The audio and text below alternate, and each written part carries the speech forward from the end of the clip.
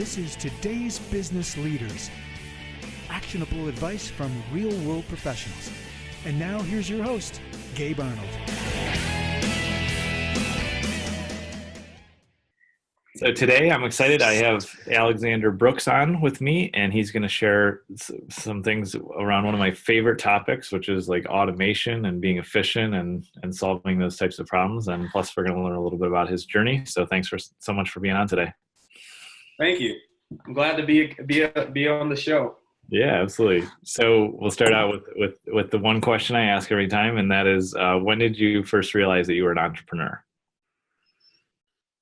That's a great question. From a very young age. So my inspiration actually came from my uncle. My uncle was in insurance sales, and what inspired me what about him inspired me was basically I used to see him as a child. I would see him always coming around us with suits and nice cars, and that kind of got me intrigued.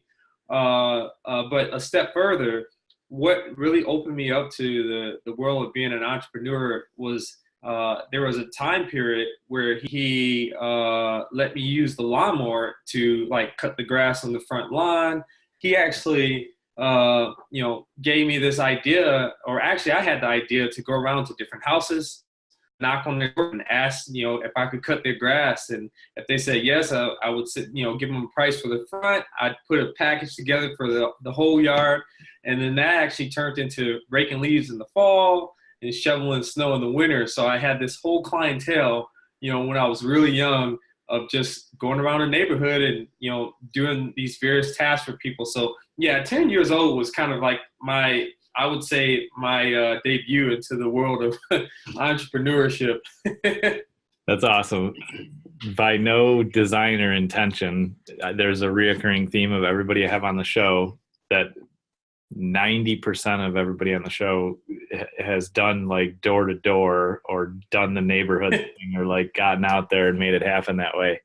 And it always reminds me of Warren Buffett and Mark Cuban, and you read their stories and they always started out selling newspapers or going door to door selling trash bags or stuff like that. So right. Yep. So very cool. I think the benefit of it, and I've talked about this on the show before, and I would assume you'd agree, the benefit of doing it young and doing something door to door is you get used to rejection and failure, and you get used to dealing with people, and then it doesn't matter if that becomes comfortable or fun. It may or may not ever become comfortable or fun, but at least you're used to it. Yep. I totally agree. Yeah. So anybody watching, if you're struggling, I literally had a guy on, awesome guy, Calvin Wayman. He's like, I quit my $40,000 or $50,000 a year job, not a horrible job, and signed up to do door-to-door sales for 18 months just so I could get over rejection. Wow. That's a great way to do it. Yeah. I've never done it that way, but because I have more of your kind of story, early on, and had tons of rejection in my life, obviously, but for anybody watching, do what Alexander did or do what Calvin did, and get out there and get over that, because then everything else is easy, right? Right. I totally agree. It's a great experience. I think for me, at that age, I didn't even think of it. I didn't even think much of it as being rejection. It was just fun. It was fun getting out and not, meeting new people. And, the moment that they said, yes, you can do the yard, the excitement of being able to close that deal and, get started. So it was really a fun venture for me. Yeah. And there's another thing that just came to mind. I've never thought of this before, but part of the magic of doing it as a kid is you're like, oh my God, this is a ton of money. Whatever you made, whatever $5 or 50 or 500, or I sold a website for $3,000 when I was 16. I was like, holy shit, that's a lot of money. Wow. But the magical part about that, because it could have been whatever you charged to do the yards, and you said something really cool. I told him about doing the front yard, and then I put together a whole package to do the backyard too. It's brilliant, man. Yep. It's very simple, but it worked very well. People loved it. There's gold right there, everybody. But the thing that just kind of came to me, and I'm sure you already know, what I just realized is that when you're making that money as a kid, the sky is the limit. Like you're like, oh my God, I could charge more, I could do more. Like the whole world opens up and you have all this money as a kid, which is pretty cool as a kid. Yep. Unlimited toys. Exactly. Like whatever you want. I used to drive around this car that I bought from my dad, and I had so much money. I would just take all my friends. We would all go to Arby's, and they would just like buy whatever they wanted. I would just buy for everybody. I thought it was the best thing in the world. I realized later on that sometimes people use you when you act like that. However, in the moment, it was like the greatest thing in the world. Like I never worried about money as a kid. I probably should have, but I didn't. But I think what can happen if we're not careful, and this is just something that just kind of came to me now, is that instead of continuing to view the world like it's magic and like it's our playground and we can go do whatever we want, somehow we let, small thinkers and small minds talk us into thinking that there's some limit on what you can charge or what you can make or what you can do. So as a kid, you're like, oh my God, I can make as much money as I want and do whatever I want. And then somehow, if we're not careful, because I went through a phase like this and now I'm back to being a kid, which is good.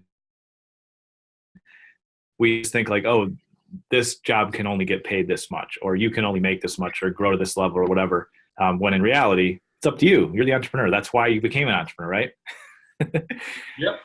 It's very true.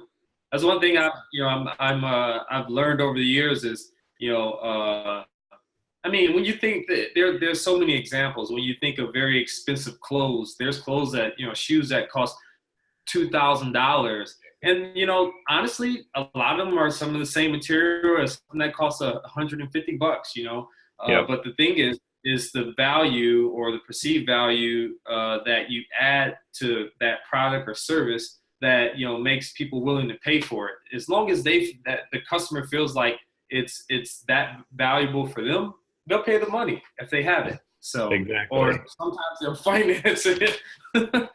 That's another story though, but that's right. That's another bad decision. but yeah. No, you're totally right. And it's like when you realize that you're giving value and creating an experience for somebody, the sky's the limit. Yep, I agree.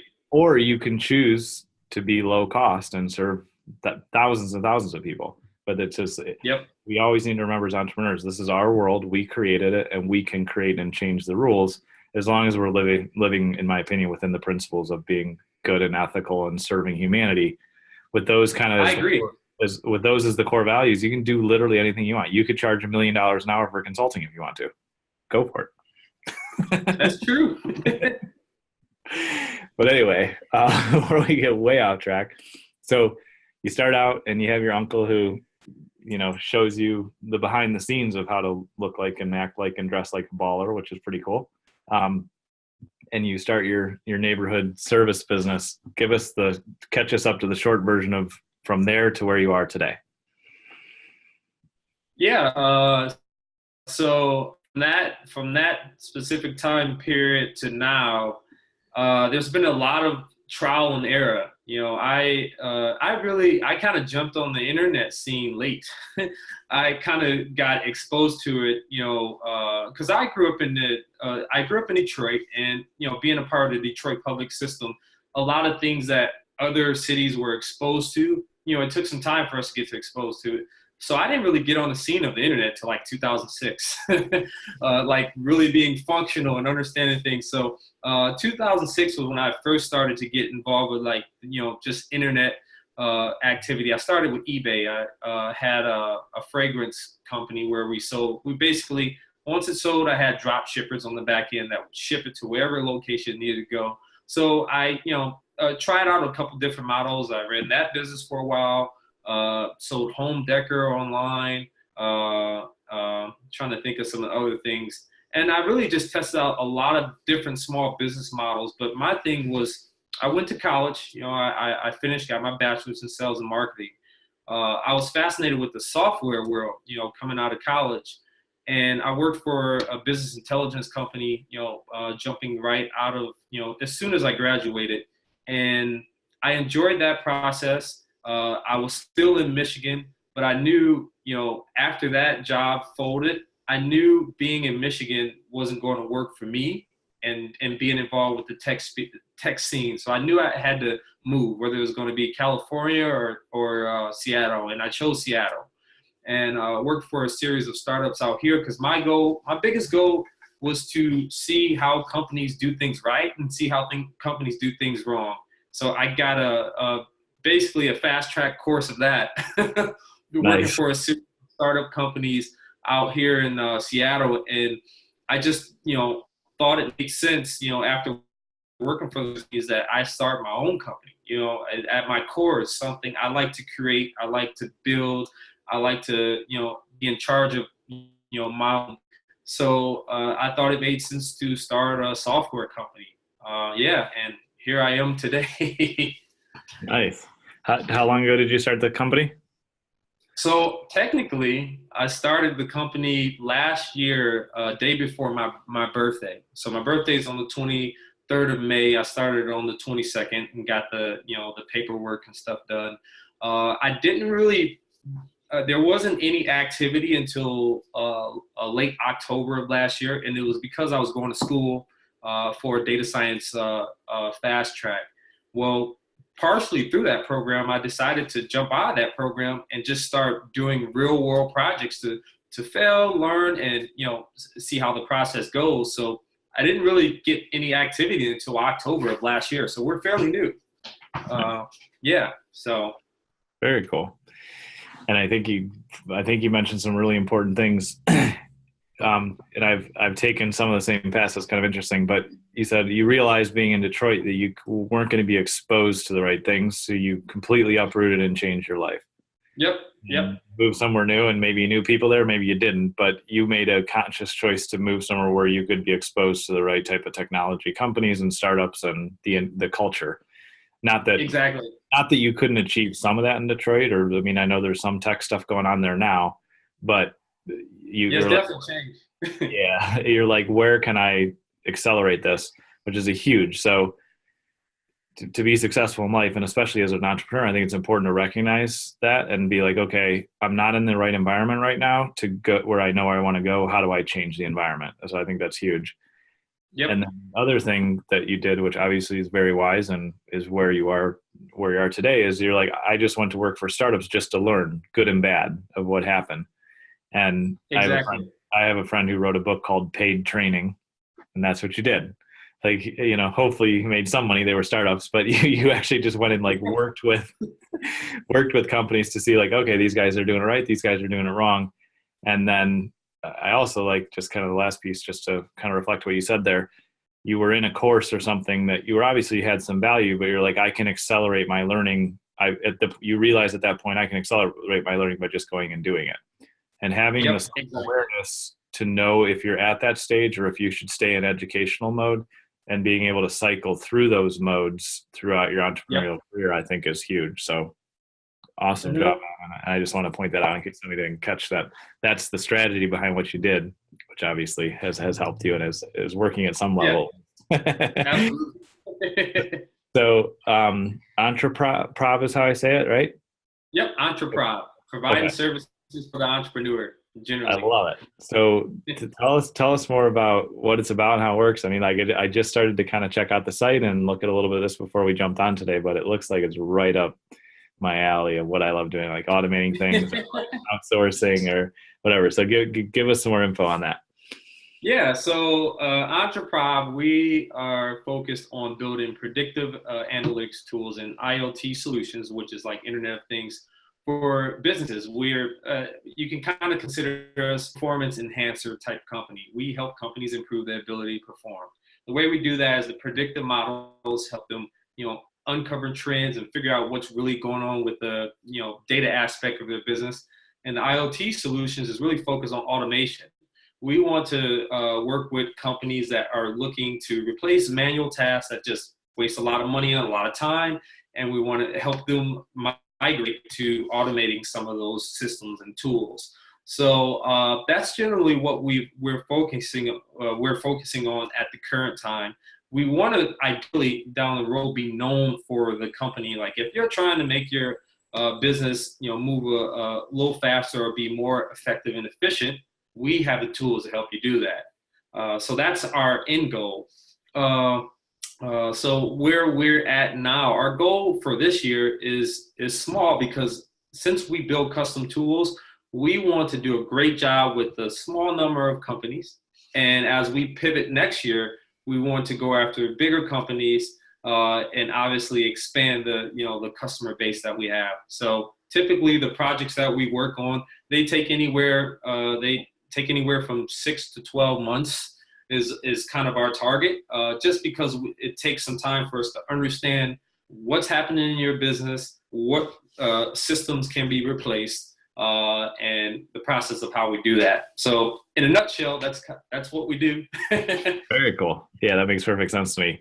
Either a real case example, if you can share it, or obviously there may be some things that are private, or like an example case of what you do. Share with me a little bit about how you would come in and say, like, we have some data, we don't have some data, we don't know, like, how do we get smarter from an analytical standpoint? And then maybe touch on too, like, what actually plugging into the Internet of Things would mean for an entrepreneur or business owner. Yeah. Let's get into some examples. Yeah, so one of the first clients that we work with is in the Motorcoach world, which is like, if you're not familiar with the term, it's kind of a funny sounding term, but it's like the tour buses or the party buses or the wedding buses. And the interesting thing about that industry is, and you may have experience with this, is the booking process. If you go online and you go to one of these tour bus companies, you book a bus. Once you submit that form, it's going to take about 24 hours for you to get a real price. That's a huge headache, like if you're in a rush. And the reason behind that is because once you submit that form, it's a manual process. That information is sent to some sales rep or an admin, whatever type of person they may have on their team. And that person or that professional, they use some form of a calculator to come up with price. But they also have to look at historical data and see if it was historically a busy or a slow day. And based on that information, they either increase the price or they lower the price. So after they do all that, then they send a quote back to the customer who's been waiting for, hopefully not longer than 24 hours. They submit a price back to them. So we knew, going to that industry, that's a painful process, and it's probably costing money, and there's definitely costing time and resources. So we have built a tool to automate that. The tool that we built, basically, once you submit a price, but once you submit a request to book a bus, this tool is able to look at historical data, and it can determine whether, based on that historical data, whether it was a busy time or a slow time or just a normal average, activity time. And from there, it comes up with the price. So that does that in seconds instead of doing it in 24 hours. So that's, those are the kind of projects that really gets us excited, because it allows us to be able to take away the pain that the company is experiencing because of, those bottlenecks, and being able to, help them move faster and more efficient. That's awesome. Yeah, because I mean, realistically, you don't have something like that in place. 24 hours is too long to get back to a customer, but you can't quote if you don't have the right information. So you probably lose 50, 60, 70% of those people. You never get to do business with them simply because you can't quote fast enough. Exactly. Yeah. And that's a huge headache. And if you look at it that way, there's no cost to hire you guys. Yeah, exactly. I mean, basically, because I mean, you'll make up that revenue. Over and over and over and over. So yep, you will. That's cool. Awesome. Saves some headaches in the process too. That's right. So that's kind of like an awesome example of automation. And so when you do something like that, do you do just a custom application implementation for a single company, or do you build it with in mind of like making it something that will work industry wide? So our long-term goal is industry-wide, but the way we've been approaching our initial first customers is we've been looking for those early adopters, the people who who are okay with, just basic features being involved with that product. And as we work with them, we polish the product, and, from there progress to an industry-wide approach that solves a huge problem. So that's what we've been testing out with different industries.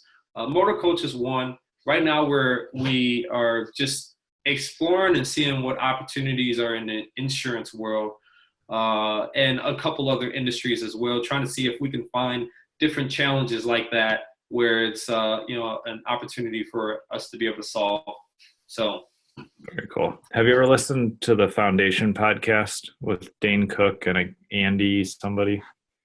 actually I haven't, but I love to collect new titles and names. So what's that name again? I'm writing it down. Yeah, it's called the Foundation podcast. It was game changing for me. It's 4 or 5 years old now, but they literally describe the process that you just talked about of like finding the pain points and solving the problems and releasing early versions. You'll love it, especially the earlier episodes. I haven't listened in a while, so I don't know. I think they changed course a little bit a few years in, but go listen to their early episodes. And it's exactly what you're talking about. It's the easiest way to enter a market, and you're already doing it. So it'll resonate with you.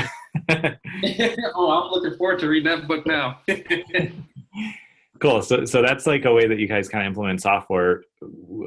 Is the Internet of Things tied into that, or is that another kind of are those different opportunities that you look for because that's actual like hardware and devices and stuff, right? Well, actually, the way that works is it's just a web app actually.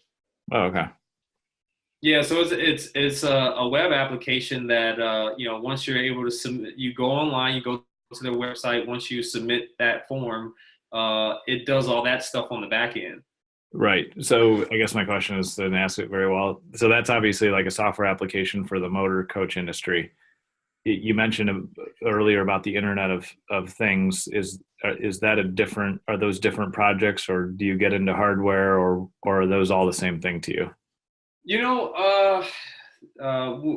are exploring. We haven't got too much in the hardware stuff yet, but we have been looking at ways to explore. Like, for example, there's a use case that we're exploring right now dealing with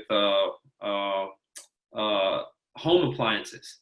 So being able to control like lighting or determine when lighting can be turned on and off, having timers. So there are some companies right now that we're in conversations with and seeing where can we offer value in regards to those Internet of Things, but which is essentially a smart device, kind of like a smart plug-in device where you plug it into in your home outlets, and it's able to control when you turn lights on and when you turn off, tracking energy usage on a weekly basis, finding a way to visualize that. So that's kind of the direction that we're really curious about, and we want to see how we can break into it. So, but very cool. Yeah, hardware is always an entirely different game and very exciting. That's for sure. I've done a little bit of hardware development, but it's way different than just building software in the cloud. That's for sure. I agree. I really agree on that.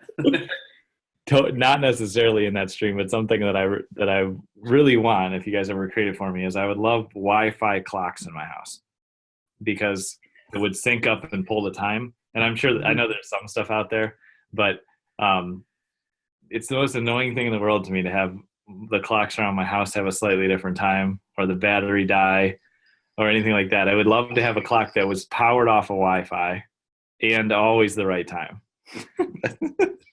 No, I like that. I actually noticed, it's funny you bring that up. I recently noticed that, and I don't know if it had anything to do with me and traveling, but I recently noticed that my phone time is like 2 or 3 minutes faster than my computer, or it may be vice versa. And then I was like, at first, when I schedule meetings, I'll look at my phone and I'll call people and they're like, "You're early." I'm like, "I'm early? What do you mean I'm early?" It's okay. I got it. That's interesting. You pointed that out. I've noticed that. I feel like it's for some reason recently, and maybe it's just me, recently that's something that has been happening with me. And I looked at my computer, I'm like, why is the time just a couple minutes off? But yeah, that's a good question. Yeah, I don't know, but that drives me insane. So you can put that on the Gabe wish list if you ever build it. All right, definitely. Cool. Well, that's awesome. I think that the biggest thing that I love about automation and everything we're talking about is that when you can recapture even like seconds, those all add up. And usually you're focused on recapturing minutes or hours or like substantial amount of times. And there's two outcomes for me, and I'm sure you probably have more thoughts on this, but one is obviously you're recapturing money, which is great. Yep.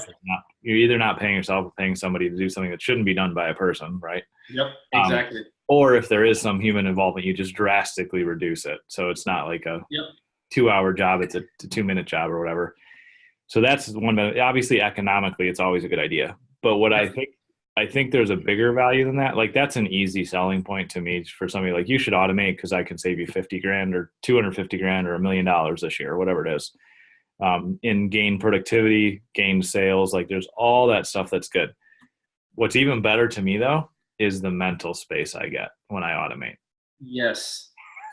That's what I'm paying for in reality. Not like I like having the extra money. Obviously everybody wants more money. That's great. But the mental space of not having to think about something, that's the freedom that. Yep. And I've noticed, it's funny that you bring that up. I've noticed that as a huge pain point with the bigger and smaller companies, especially when you're dealing with strategic decision-making. And a lot of strategic decision-making can be based, you can use your data to make those decisions. The challenge though is if it's not set up right, is a easy way to interpret or visualize that data. And also the challenging way is what decisions should you make off that data? And I think the thing that we're obsessed with and we're trying to become really good at is how to take away as much of that process as we can within different organizations. Like being able to not only analyze the data, but visualize it, and also provide suggestions or actionable insights on what that data means and how you should kind of approach a solution to it. So that's something that it's kind of broad, but we're trying to figure out ways of how we can be good at providing value for companies so they can have that mind freedom. Yeah, no, that's a great point because I love data and like I naturally can interpret it and like make judgment calls on it and stuff like that. Lots of data, little data, whatever. I'm used to that. However, it does really tax you mentally, even if you like it. It is taxing. And then on top of that, there's a lot of people that are not good at data and like too many numbers or too many lines or too big of a spreadsheet and their eyes glaze over, which is normal. Yep. So it's really interesting. Last week I was at Russell Brunson's event and I talked to his head of operations, James Friel.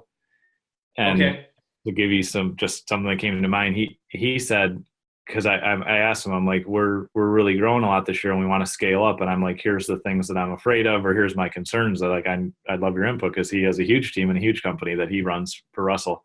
And he's like, you need to determine like my KPIs or my kind of indicators to track are like sales versus operations, obviously, and like number of team members and scaling that up, which is pretty straightforward. Like he answered my question well, but he said, you need to build the system to monitor those, which is data. But then he's like, all you need to do is determine, is this department at a red light, yellow light, or green light status? Yep. So kind of classification. I was like, that's perfect. Like super simple. I can understand that. And everybody can understand that if you've been around for more than a minute. And so that way we can dig into all the data if we want to. But as a team, we can just communicate and say, yep, everything's green light over here. I'm good. And everybody knows what that means. So it was a cool way to kind of do what you just said of like taking all this information that I need to be aware of, and I can boil it down to that. And then eventually I won't need to look at the back-end data because I'll trust the system enough or the team that's running it or whatever. And I can just deal with a simple indicator.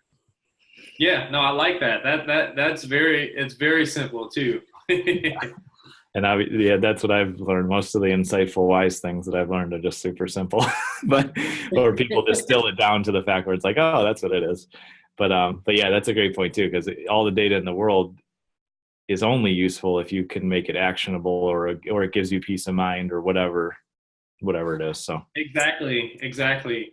And there's a book that I'm reading right now, and I'm taking my time reading it because I want to run through it really fast. And you probably read it already. Is the Lean Startup? Yeah. Which I love the part when he talks about really just figuring out what are important metrics, like metrics that are really valuable to your business. Because another thing is, and that's something that we deal with, with organizations as well, is, the stuff you're tracking, is this important? Is it relevant to what you're trying to accomplish? And being able to be clear on that is very important in terms of, a company that's looking to go down the direction of, some predictive analytics, because there's nothing worse than wasting your time on something that is not effective, That's bad. So yeah, or like you said, tracking something that has no meaning in the end. Like you think it's going to tell you something, and then you get to the end of like this, I know all this information and it's useless. Yeah, that's bad news. Definitely. Very cool. So this has been awesome. I feel like we're two kind of automation nerds, which is cool. So that's because that's all I think about every day. Nerd out. Yeah, it's how can I cut this down, or how can I build a process, even if it's half human, half software, or whatever. I'm always looking for ways to do that, because consistency and the results you get out of any type of process is just well worth the investment. And the other thing, I'm sure you probably would agree with this, is that it takes a bunch of time to do it right. Like I could just do a task myself manually, and I could do it like in an hour, we'll say, or I can take 10 hours and really build a process and put some software in place and train the team and build some checklists and do some, indicators to make sure things are working. And then I hand it off and I never have to spend that hour again. And, it's yeah, I'm a huge fan of that. Yeah. Even though it's always painful on the front, it feels painful. It's not painful in reality. It feels painful on the front side to do the automation, do the work and invest. But then it's like your whole world opens up, because you just reclaimed, if you're doing an hour a week, let's say, you just reclaim 52 hours in a year, so. Yep, exactly. Yeah. Yeah. Awesome. Cool. Well, this has been a blast, Alexander, and I definitely would love to have you back on and you guys give us a kind of status update of projects and stuff you guys are working on towards the end of the year. So definitely grab a time to come back on. What's the easiest way for people to get a hold of you and work with you and learn more about what you guys are up to? Yeah, so actually, one of the easy ways to get in touch with us is visiting the site www.entrepreneurial.com, or if you have questions about a project you would be curious if we would handle, just go to info@entrepreneurial.com. So that's another way to get in touch with us. Cool. So we'll share those in the show links, and definitely would encourage everybody to check out what Alexander and his team are doing. I mean, like we just were talking to, like, a little bit of time and a little bit of investment, you can get so much time back and headspace and tons of money too, honestly, in the long run. So, and make yourself way more profitable. And the more profitable we are, the more we can impact the world and grow our companies and do what we got into this game to do, right? No, exactly. The more profitable you are, the more flexibility and time you have, the more you can kind of do things that you really want to do, whether they're goofy or contributing to a worldly cause. So definitely awesome. Well, thanks so much for being on, Alexander. We'll have you back soon. Okay. All right. Thank you. Thanks. You've been listening to Today's Business Leaders with Gabe Arnold. Remember to subscribe on iTunes. For more information, visit todaysbusinessleaders.com.